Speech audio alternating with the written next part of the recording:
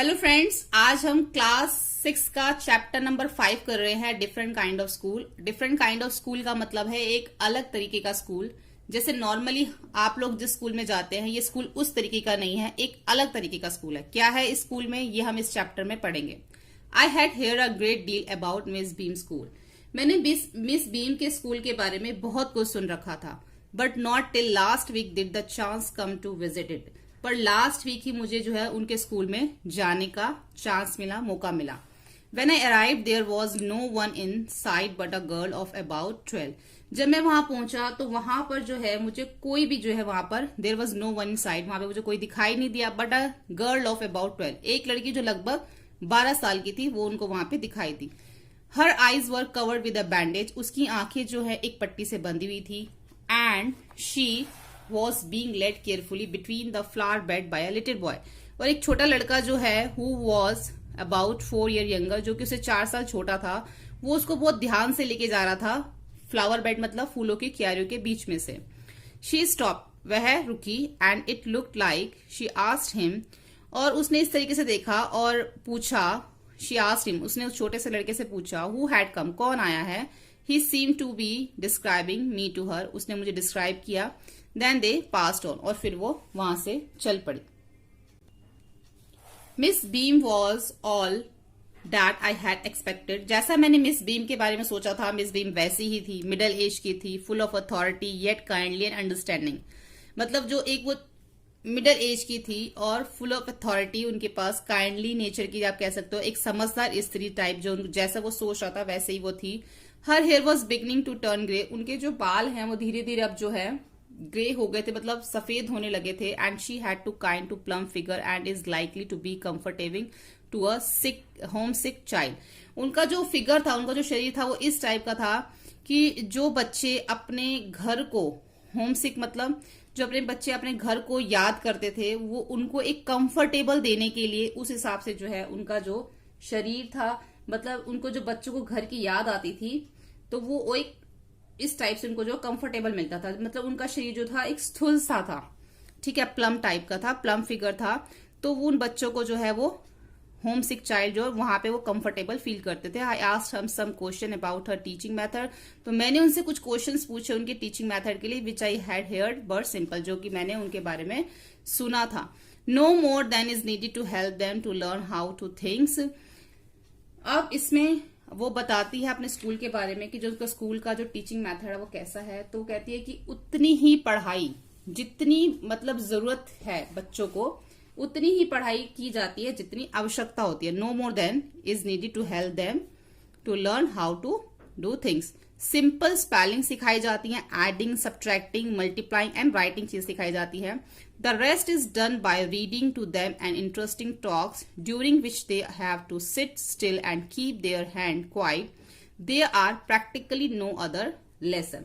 अब ये जो मेन जो चीजें सिखाई जाती है, प्लस करना, माइनस करना, मल्टीप्लाई करना, राइटिंग, तो ये सब चीजें वहां पर जो है सिखाई जाती है। जो बाकी की रेस्ट ऑफ स्टडी जो है उन्हें जो बुक रीडिंग पढ़ के सुना देते हैं, और बच्चों को जो क्या है उनको बहुत इंटरेस्टिंग लगता है जो वो रीडिंग करते हैं, वो सिर्फ सुनते हैं। और इस दौरान क्या होता है, this have seat still and keep their hand quite, वो बिल्कुल चुपचाप बैठना होता है, उनको हाथों को भी बिल्कुल हिलाना नहीं होता, बिल्कुल कोई हलचल नहीं करनी होती। इसके अलावा कोई उनको अन्य अलग तरीका कोई लेसन जो है उसको नहीं पढ़ाया जाता। There are practically no other lesson, कोई ऐसे प्रैक्टिकली अदर लेसन नहीं सिखाए जाते, जस्ट उनको बुक रीडिंग करते हैं और बाकी सब बैठ के चुपचाप इंटरेस्टिंग वे में उसको सुनते हैं बिना हाथ हिलाए और चुप होके। The real aim of this school is not so much to teach thought as to teach thoughtfulness. इस स्कूल का जो मकसद है वो क्या है कि उनका मकसद है कि वो गंभीर विचार नहीं देना चाहते बच्चों को, थॉट्स नहीं देना चाहते, वो बच्चों को विचारशील बनाना चाहते हैं, थॉटफुलनेस बनाना चाहते हैं। काइंडनेस जो होती है बच्चों में वो उनके अंदर लाना चाहते हैं। To other being responsible citizen, दूसरों के प्रति एक जिम्मेदार नागरिक जो होता है वो उनको वो बनाना चाहते हैं। Look out of the window a minute will you, आप 1 मिनट विंडो के बाहर देखिए, ये मिस बीम बोलती है राइटर को। I went to the window which overlooked the large garden and a playground at the back. What do you see? Miss Beam asked. I went to the, वो window की तरफ जाता है और वो देखता है कि एक लार्ज गार्डन है, प्लेग्राउंड है एट द बैक, पीछे की साइड। और मिस भीम उनसे पूछती है, व्हाट डू यू सी, आपने क्या देखा? आई सी वेरी ब्यूटीफुल ग्राउंड, मैंने बहुत सुंदर ग्राउंड देखा, आई सेड, मैंने कहा। And a lot of jolly children, और बहुत सारी जॉली चिल्ड्रन जो है वो मैंने मतलब देख रहा हूं मैं। It pain me thought, it pain me to to see that they are not all healthy and active looking when I came in.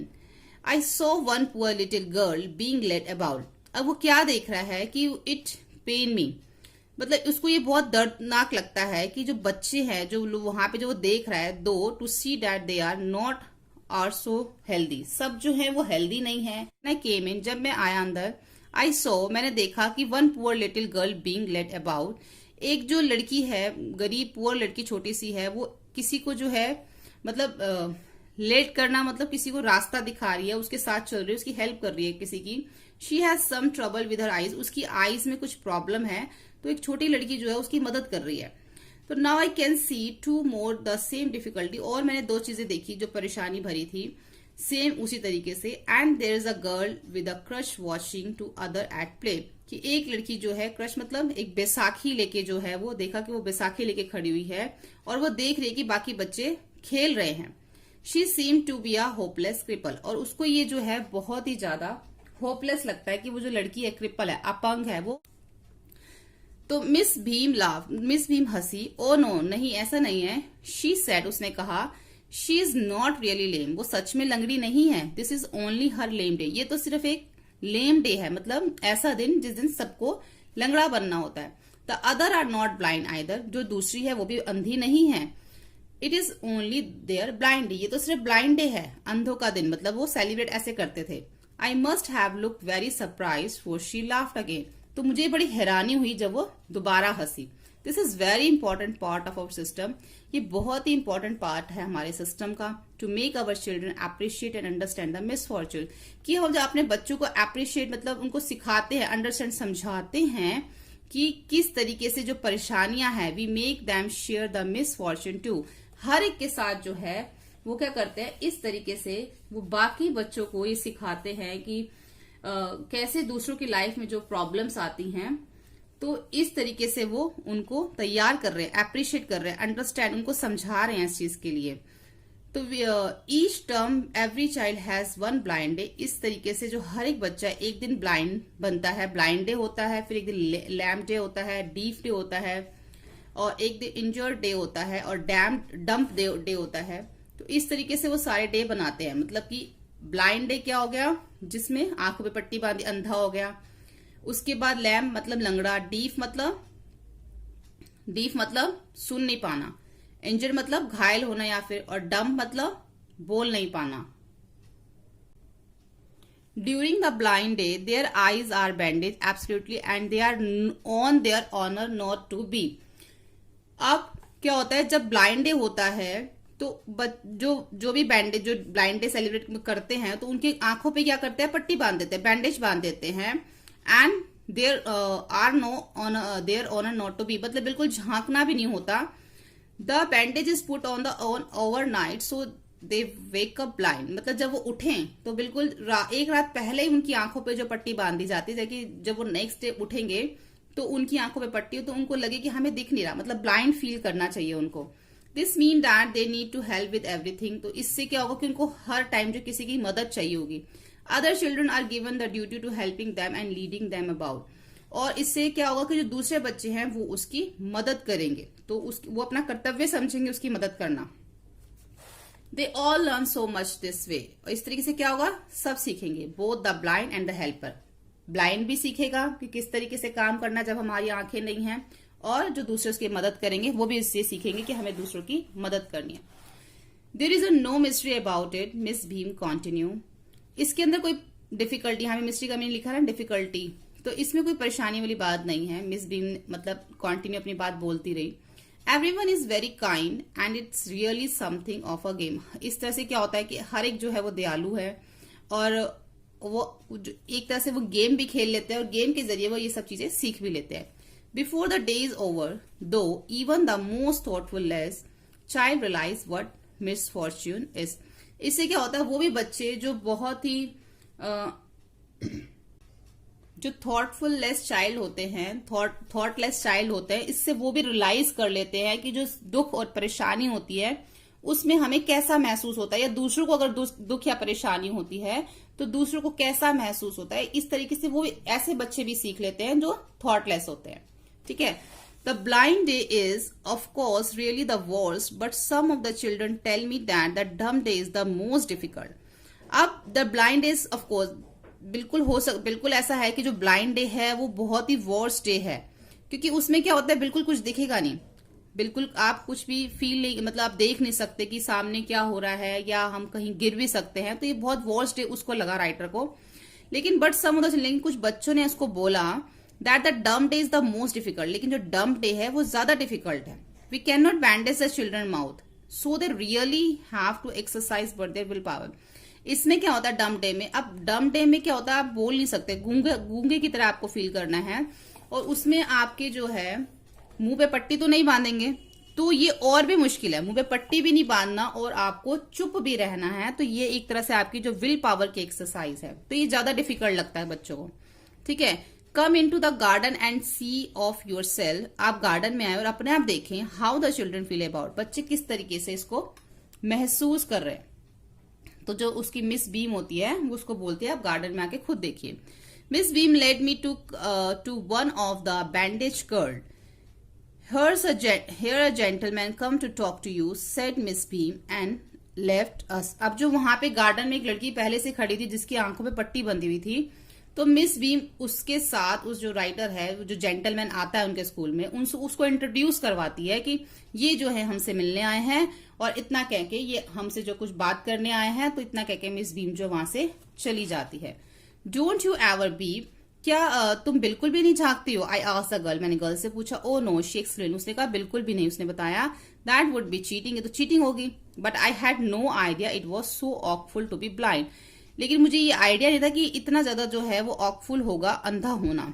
You can't see a thing, आप एक भी चीज नहीं देख नहीं सकते। You feel you are going to be hit by something every moment, आपको हर पल ये लगेगा कि आप किसी चीज से हिट ना हो जाओ, किसी चीज से टकरा ना जाओ। It is such a relief just to sit down, तो इससे अच्छा ये होगा कि हम कहीं बैठ जाएं, ये ज्यादा रिलीफ मतलब आरामदायक होता है। Are your helper kind to you? I asked, मैंने उससे पूछा कि जो तुम्हारे हेल्पर होते हैं वो तुम्हारी तरफ जो है उनके मन में दया होती है तुम्हारे लिए जब वो तुम्हारी हेल्प करते हैं? तो वो क्या कहती है, fairly but they are not as careful as I shall be when it is my turn. वो मतलब बताते कि इतने नहीं होते, लेकिन जैसे मेरी टर्न जब आएगी तो जितनी मैं केयरफुल होंगी उनके लिए उतने नहीं होते। इसका कहने का मतलब क्या था? इसका कहने का मतलब ये है कि those that have been blind already are the best helper. It is perfectly गेजली not to see, I wish you did try. उसका कहने का ये मतलब है कि जैसे अब मैं अंधी बन चुकी हूं, एक बार मैंने ये फील कर लिया कि ब्लाइंड होना क्या होता है, तो नेक्स्ट टाइम जब कोई और ब्लाइंड बनेगा तो मुझे इस चीज का एहसास होगा, तो मैं उसकी ज्यादा हेल्प करूंगी। तो कह रही है वो बच्चे जो पहले से ब्लाइंड बन चुके होते हैं, वो अच्छे से जो है उनके मन में काइंडनेस होती है, उनके मन में दया होती है दूसरे बच्चों के लिए जो अंधे बनते हैं। लेकिन जो खुद जिन्होंने अभी तक फील नहीं किया, अभी तक उनकी टर्न नहीं आई, मतलब अभी तक वो अगर अंधे नहीं बने, तो उनके मन में वो दया नहीं आती। तो इसका कहने का मतलब ये था कि fairly but they are not as carefully as I shall be when it my turn. जैसे मेरी टर्न आ चुकी है तो मैं ज्यादा केयरफुल होंगी उन बच्चों के लिए जो अंधे बनेंगे। Those that have been blind already, जो अंधे बन चुके हैं पहले, आर द बेस्ट हेल्पर, वो ज्यादा अच्छे हेल्पर बनेंगे क्योंकि वो फील कर चुके हैं इस चीज को। इट परफेक्टली गेजली not to see, I wish you try, तो मैं चाहती हूँ कि आप भी इस चीज को ट्राई करें। Shall I lead you anywhere? I asked, मैंने उससे पूछा कि मैं आपको कहीं पे ले जाऊं? ओह यस, उसने कहा हाँ। She said let's go for a little walk, हम एक छोटी वॉक के लिए चलते हैं। Only you must tell me about things, कि जो उसके आसपास की चीजें वो कहती है कि मुझे इसके बारे में बताओ। आई shall B so glad when today is over, मुझे बहुत खुशी के दिन जो खत्म होने वाला है। The other bad days can not be half as bad at this. Having a leg tied up and hoping about own crush is almost fun, I guess. मुझे लगता है कि अगर हमारी जो है टांग को, लेग को बांध दिया जाए और बैसाखी दे दी जाए और कूद के मतलब होपिंग करके जाना पड़े, तो ये ज्यादा अच्छा होगा, फन होगा, मुझे ऐसा लगता है। वो लड़की बोल रही थी। Having an arm tied up is a bit more troublesome. अगर बाजू को बांध दिया जाए तो वो थोड़ा सा मुश्किल हो सकता है, उसमें कोई परेशानी हो सकती है अगर हमारी बाजू को फोल्ड करके उसको बांध दिया जाए। Because you can not eat without help, आप बिना किसी मदद के, क्योंकि आप किसी बिना मदद के खा नहीं पाओगे। And think like that I, और because you can not eat without help and think like that I don't think I will mind being deaf और a day, at least not much, but being blind is frightened my headache all the time just from worrying about that I will get hurt. Where are we? No. अब वो कह रही है कि मुझे ऐसा लगता है कि I don't think, मुझे ऐसा नहीं लगता कि I will mind to being deaf or deaf a day. जो deaf day है, I don't think I will mind being deaf or for a day. अब मुझे ऐसा लगता है, मैं ऐसा सोचती हूँ कि आई डोंट थिंक, मुझे ऐसा नहीं लगता कि अगर मुझे एक दिन के लिए बहरा होना पड़े तो मुझे कोई परेशानी होगी, तो उसको वो इजी लगता है। एटलीस्ट नॉट मच, इतना ज्यादा मुझे परेशानी नहीं होगी। लेकिन अगर जब मुझे अंधा बनना पड़ता है, but being blind is so frightening, तो माई हेडेक, मेरे सिर में दर्द होता है, बार बार यही उसके दिमाग में चिंता आती है। All that just from worrying that I will get hurt, कि मुझे कहीं किसी से टकरा ना जाऊं, मुझे कहीं कुछ लग ना जाए, तो ये सोच सोच के सिर में दर्द शुरू हो जाता है। वेयर आर वी नाउ, कि मैं अभी कहां पर हूं। In the playground I said, मैंने प्ले ग्राउंड में कहा। We are walking toward the house Miss Beam. अब वो उसको बता रहा था आसपास के बारे में कि मिस बीइंग जो है एक walking up and down garden with the tall girl. अब जो मिस बीइंग है वो वॉकिंग कर रही हैं up and down the garden with a tall girl. अब गार्डन के अंदर जो है एक टॉल गर्ल है जो कि अप एंड डाउन कर रही है। What is the girl wearing, उस लड़की ने क्या पहना है। माई लिटिल फ्रेंड आस्ट, मेरे लिटिल फ्रेंड मतलब उसने पूछा, जिसके आंख में पट्टी बंधी हुई थी, इस लड़की ने पूछा कि उस लड़की ने क्या पहना है जो अप एंड डाउन कर रही है गार्डन में, जो टॉल है। उसने बताया a blue cotton skirt and a pink blouse. I think is मिली, उसको लगा कि उसने कहा शायद ये मिली है, तो शी सेड, उसने कहा शायद ये मिली है। What colour is her hair, उसके बालों का रंग क्या है, तो उसने बताया वेरी लाइट, बहुत हल्का। आई सेड, मैंने कहा यस दैट्स मिली। मैंने कहा she is the head girl, हाँ वो मिली है, वो तो हेड गर्ल है। There is an old man trying up roses, एक जो बूढ़ा आदमी है वो रोजेस को जो बांध रहा है, गुलाब के फूलों को बांध रहा है। आई सेड, मैंने कहा यस द पीटर, वह जो है वो पीटर, हाँ वह पीटर है। ही इज द गार्डनर, वो एक माली है। He is hundreds of year old, वो 100 साल का है।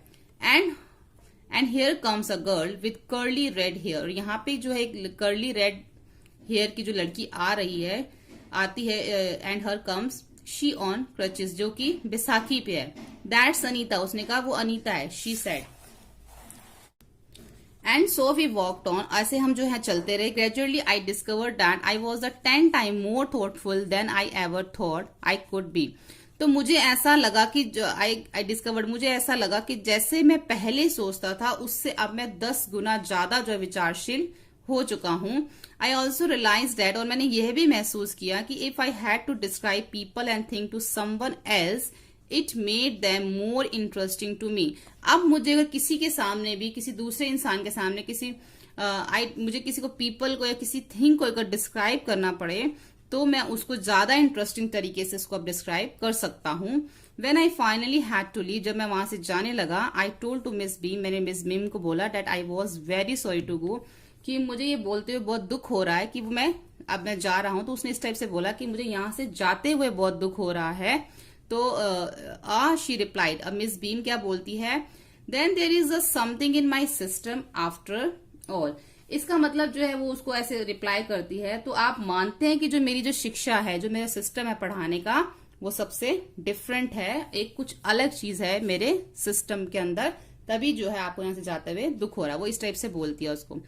तो यहाँ पे जो हमारी चैप्टर रीडिंग जो है वो कंप्लीट होती है। आगे हम इसका जो क्वेश्चन आंसर उसके बुक वर्क करेंगे।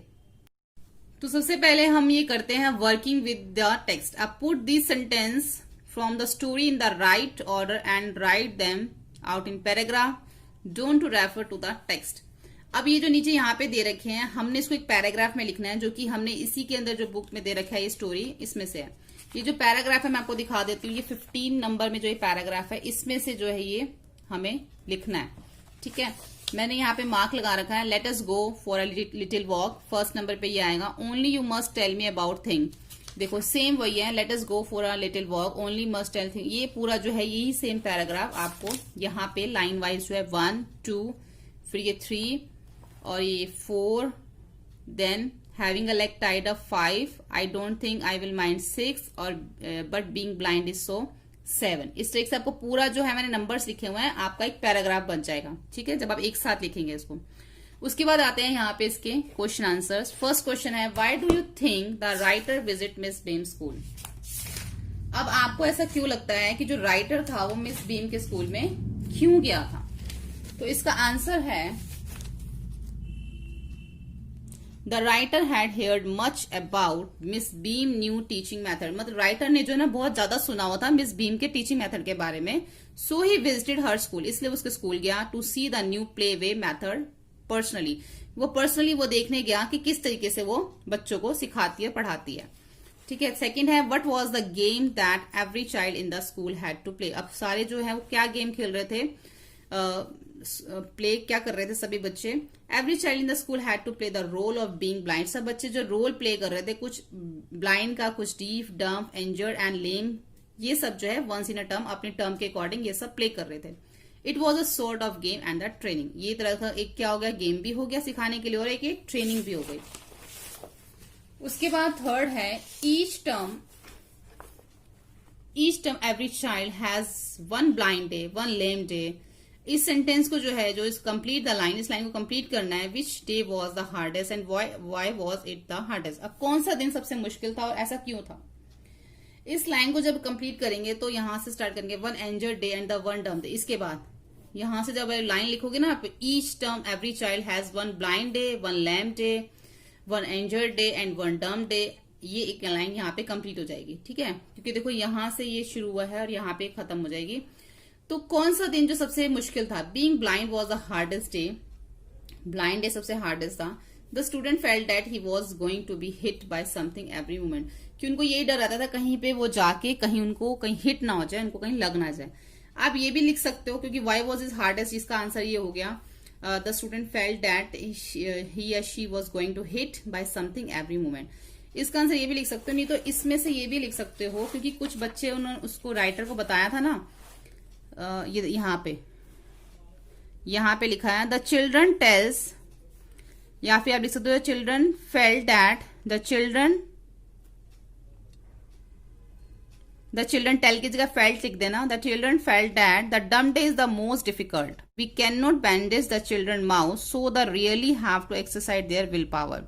तो कुछ बच्चों को ये चीज ज्यादा जो है वो मुश्किल लगती थी कि माउथ पे जो बैंडेज तो लगाना नहीं, लेकिन उसके बाद भी चुप रहना। इसका आंसर ये भी हो सकता है, नहीं तो आप ये भी लिख सकते हो। मतलब दोनों चीजें जो थी ना वो मुश्किल थी, ब्लाइंड होना भी मुश्किल है और कुछ बच्चों ने बोला कि उनको डंप होना, मतलब कि चुप रहना जो है वो ज्यादा मुश्किल लगता है। तो आप ये लिख सकते हो, नहीं तो आप ये भी लिख सकते हो जो मैंने लिखा है।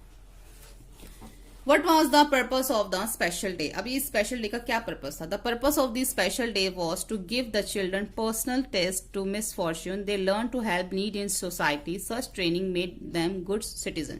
इसी का यही पर्पस था इन स्पेशल डेज का, कि बच्चों को ये सब चीजें सिखाना कि किस तरीके से जो परेशानियों में हमें सामना करना चाहिए और ये किस तरीके से हमें दूसरों की जो सोसाइटी में, समाज में हमें कैसे दूसरों की मदद करनी चाहिए, वो ये सब उनको इस चीजों के लिए ट्रेनिंग देती थी कि हमें एक अच्छा नागरिक जो है कैसे बनना चाहिए। इन सब चीजों की ट्रेनिंग के लिए स्पेशल डेज जो है सेलिब्रेट मतलब किए जाते थे, ठीक है। उसके बाद ये आ जाता है working with language, match the words and phrases with their meaning. अब यहाँ पे कुछ वर्ड्स दे रखे हैं और नीचे बॉक्स में भी जो है कुछ वर्ड्स दे रखे हैं, हमने इसको उसका मैच करना है। होम सिक का क्या है? वांटिंग टू बी होम, मतलब घर जैसा महसूस करना। प्रैक्टिकली ऑलमोस्ट, इट पेन्स मी, ये मेरे इसमें से ही लिखे हैं। इट पेन्स मी मतलब इट हर्ट्स मी।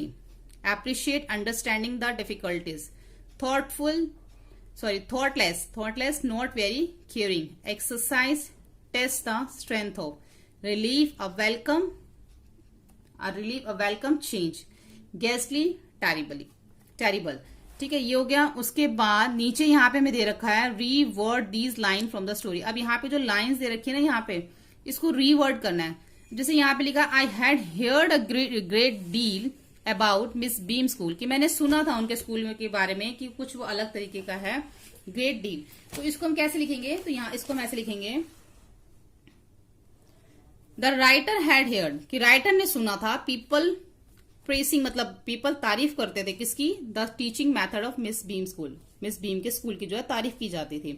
तो अब इसको रीवर्ड ऐसे कर सकते हैं, miss beam was all that I had expected, middle age full of authority. अब उसको क्या उसने क्या सोचा था कि मिस बीम कैसी होगी, ठीक है, उसको miss beam was the all that, जैसे मैंने सोचा था वो वैसी ही थी। तो इसको कैसे हम रीवर्ड करेंगे, द राइटर फाउंड, राइटर ने वही पाया, the writer found miss beam a middle age and the dominating woman, कि मिडल एज की और डोमिनेटिंग वुमन है। थर्ड है, I went to window which overlooked a large garden, मैं विंडो की तरफ गया और मैंने बाहर गार्डन की तरफ देखा। द ऑथर लुक्ड, अब author looked out to the window, author ने विंडो की तरफ बाहर देखा, एंड सॉ लार्ज गार्डन, उसने एक बड़ा सा गार्डन देखा। फोर्थ है, we can not bandage the children mouth, हम जो है चिल्ड्रन के माउथ को जो है बैंडेज नहीं कर सकते, so the really have to exercise their will power, तो एक तरह से उनके विल पावर की एक्सरसाइज है। The children had to use their will power to keep quiet, बच्चे अपने विल पावर को यूज करते हैं चुप रहने के लिए, ठीक है। उसके बाद देखो यहाँ पे हमें डिक्शनरी टाइप दे रखा है और हमें इसमें से कुछ वर्ड्स जो है वो करने हैं। देखो, given below in is a page from dictionary, यहाँ पे दे रखी है, look at the carefully and अब find a word which mean the same as गैजली। अब गैजली का जो सेम मीनिंग हमें बताना है, और जो सेम मीनिंग जब हम बता देंगे ना, तो उसके बाद write down the word and in to meaning, उसके भी 2 मीनिंग लिखने हैं। अब यहाँ पे जो गैजली का मीनिंग जो यहाँ पे है वो है टेरिबल, जैसे कि हमने पीछे भी पढ़ा था। अब जैसे टेरिबल यहाँ पे दे रखा है, गैजली का मीनिंग है टेरिबल, और उसके नीचे में 2 मीनिंग और दे रखे हैं, कॉजिंग, ये देखो ये हमें टेरिबल दे रखा है इसका गैजली का, और उसके 2 नीचे मीनिंग और दे रखे हैं, कॉजिंग फियर और वेरी बैड, और उसके बाद ही आगे उसके सेंटेंस जो है वो आगे बने हुए हैं, ठीक है। तो ऐसे गैजली का हो गया टेरिबल और कॉजिंग फियर वेरी बैड। इसी में से सारे मैंने जो है ढूंढ के इसमें से लिखे हैं। सेकंड जो उन्होंने बोला है, find the word meaning a part of school year. अब a part of school year का मीनिंग लिखना है। A part of school year का मतलब है टर्म, ठीक है। अब टर्म के आगे से लिखना हमें a fix length of time, ये टर्म के मीनिंग लिखने हैं, a fix length of time, a part of school year, ठीक है, ये हो गया। उसके बाद उन्होंने हमें यहाँ पे एग्जामिनेशन के बारे में लिखने के लिए बोला है। तो एग्जामिनेशन का मतलब हो गया टेक्स्ट, टेस्ट।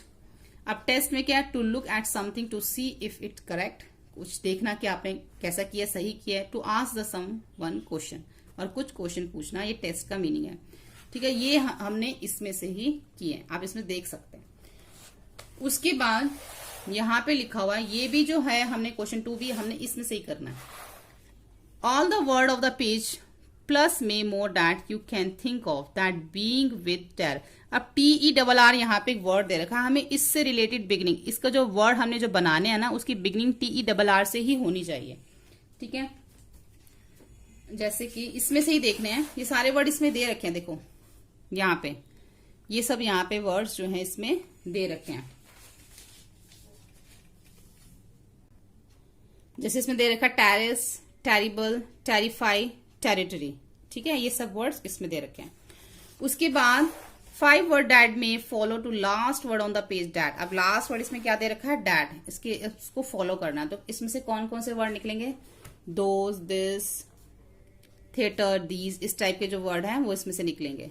अब उसके बाद है write down your own meaning of the word thank. अब थैंक का मीनिंग बताना है पहले हमें अपने वर्ड्स में, then write down the meaning given in dictionary, उसके बाद हमें इसको डिक्शनरी में देखना है। वैसे यहाँ पे दे रखा है थैंक का मीनिंग, जो कि मैंने यहाँ से देख के लिखा है। The word thank mean to express gratitude of kindness, gift और सर्विस। तो यहाँ पे ये पहले थैंक का मीनिंग लिख दिया, और उसके बाद उन्होंने हमें बोला था कि इस डिक्शनरी में से देख के इसका ही मीनिंग लिखना है। This is no need to thank me, मतलब धन्यवाद की कोई जरूरत नहीं है, this is no need, and we thank them for all their help, कि हम तुम्हारे धन्यवाद करते हैं जो तुमने हमारी सारी मदद करी उसके लिए। इस टाइप से ये हमने इसमें से ही देख के लिखा है, ठीक है। तो यहाँ पे जो है हमारा ये चैप्टर कंप्लीट हो जाता है, और उसके बाद ये पोएम है जो आपको रीड आउट करनी है, और ये कुछ स्पीकिंग दे रखा है जो इसमें कुछ मुझे खास इतना इंपॉर्टेंट लगा नहीं है। तो यहाँ तक हमारे कंप्लीट होता है। होपफुली आपको ये वीडियो हेल्पफुल लगा। वीडियो हेल्पफुल लगने पे इसको लाइक, शेयर, सब्सक्राइब करें। Thank you.